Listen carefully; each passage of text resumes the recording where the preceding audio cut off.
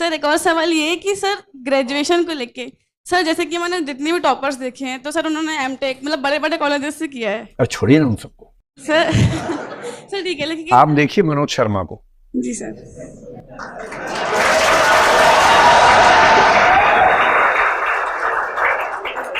अभी आज सुबह मेरे उससे बात चल रही थी तो विचार हुआ कि वो आज रात को यहीं आ जाए, आज हम गप्पे मारे, पर वो फाइनली हो नहीं पाया।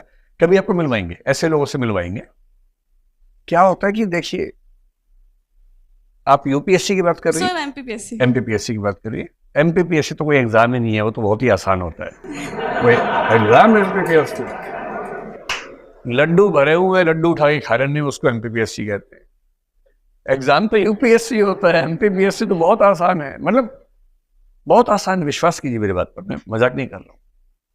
अगर एमपीपीएससी में स्ट्रगल है तो इसका सिर्फ इतना मतलब है कि आप सही डायरेक्शन, सही रणनीति के साथ मेहनत नहीं कर पा रहे। वरना स्टेट्स के एग्जाम सेंटर से काफी आसान होते हैं, और स्टेट्स में भी एमपीपीएससी कई राज्यों से आसान एग्जाम है। मेरा कई राज्यों में ठीक ठाक दखल रहता है परीक्षा पद्धतियों को समझने में, तो मैं बहुत सोच समझ के बात कह रहा हूँ। तो जैसे मनोज का, तो आईएएस की बात मैं कर रहा हूँ भी। आपने कहा कि किसी का एमटेक है, किसी का बीटेक है, कोई आईआईटी से है, ठीक है, वो लोग भी हैं। सिविल सर्विसेज की यही तो ब्यूटी है, सिविल सर्विसेज में हर फील्ड के लोग आ सकते हैं।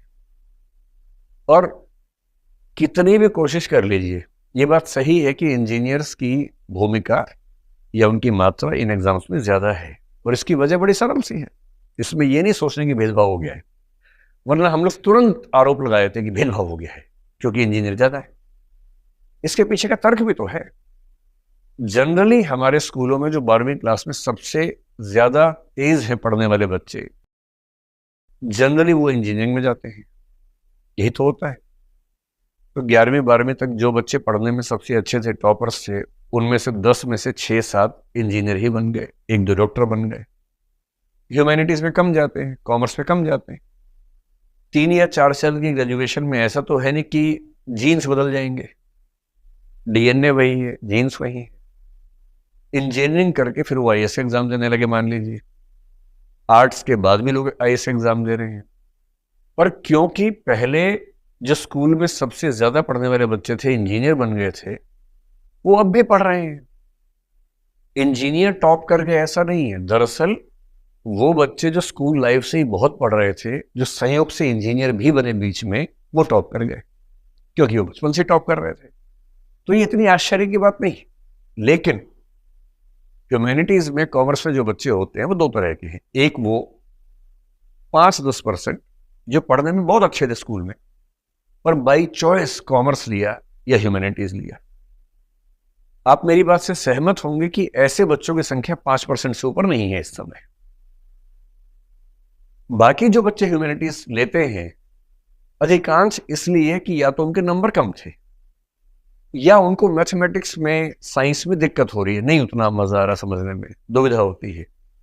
तो उन्हें किसी ने बताया कि ज्यादा आसान पड़ता है, आर्ट्स कर लो, बीए कर लो, आसानी से हो जाएगा। उनको ग्रेजुएशन करना है तो बीए में एडमिशन ले लिया।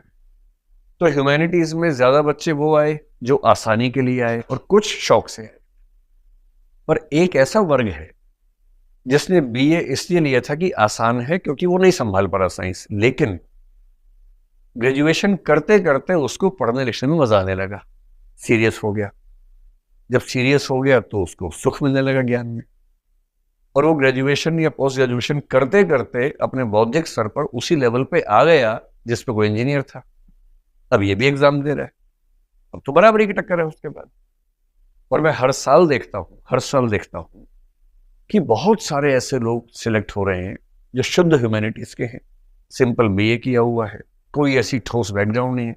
इसी बार जो रिजल्ट आया, 2-4 दिन पहले रिजल्ट आया, उससे मध्य प्रदेश के जो बच्चे निकले हैं, एक बच्ची खरगोन से है 257 रैंक पर, मनीषा धारवे।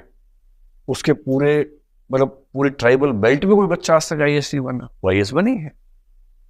एक बच्ची भोपाल से निकली है जो भारती साहू नाम है, उसकी बैकग्राउंड देखिए, उसके फादर ऑटो चलाते रहे हैं। तो ऐसा थोड़ा है, इस एग्जाम की यही तो ब्यूटी है कि इसमें आईआईटी के टॉपर्स भी आएंगे और इसमें 12वीं फेल होकर ग्रेजुएशन करके जो बने हैं वो ही आएंगे, हर तरह के लोग आएंगे। असली बात सिर्फ इतनी है कि एग्जाम के लिए आपने कितनी ईमानदारी से मेहनत की, और यदि वो आपने 1.5-2 साल 2.5 साल ठीक से ताकत लगाई है, अपनी स्ट्रेटजी के साथ लगाई है, तो ये एग्जाम ऐसा नहीं है कि ना हो। मैं बहुत खुल के ये बात कह रहा हूँ, इसलिए नहीं कि आप मोटिवेट होकर इस एग्जाम की तैयारी करें, आप तो पहले से कर ही रही हैं। आईएएस का एग्जाम मुश्किल नहीं है यदि आप सामान्य बुद्धिमत्ता के स्तर पे हैं और मेहनत करने को तैयार हैं। और एमपीपीएससी का एग्जाम आईएएस की तुलना में बेहद आसान है, बशर्ते स्ट्रेटजी ठीक हो, मुश्किल नहीं। और ये मैं बहुत होशो हवास में कह रहा हूँ, मुझे ये कहने में जरा से भी दुविधा नहीं, ठीक है। तो आईआईटी वाला कोई मिले कि मैंने तो आईआईटी से बीटेक किया, एमटेक किया, तुमने क्या किया? सर मैंने तो सर ये अटल बिहारी कॉलेज है सर, यहीं पास पे ही है सर, हाँ। वहाँ से डिग्री करी है। आप बोलना मैं अटल बिहारी महाविद्यालय से बीए करके आई हूँ, हाँ सर। और अटल बिहारी जी ने भी बीए ही किया था और वो पूरा देश संभाल रहे थे, जी सर। और मैं उस देश में रहती हूँ। और सीधी सी बात है, जब देश का प्रधानमंत्री बिना बीटेक एमटेक की इतना देश संभाल सकता है, तो मैं जिला नहीं संभाल सकती? जी सर। ऐसी कौन सी खास बात है? तो डरना नहीं है किसी से, खौफ में तो रहना ही नहीं। कोई आपको डराए ना कि मैंने एमटेक किया है, अब बोलो बधाई हो, मैंने एमए किया है, तो क्या फर्क पड़ता है? जी सर। है ना, डरना नहीं, मस्त रहना है। चलिए।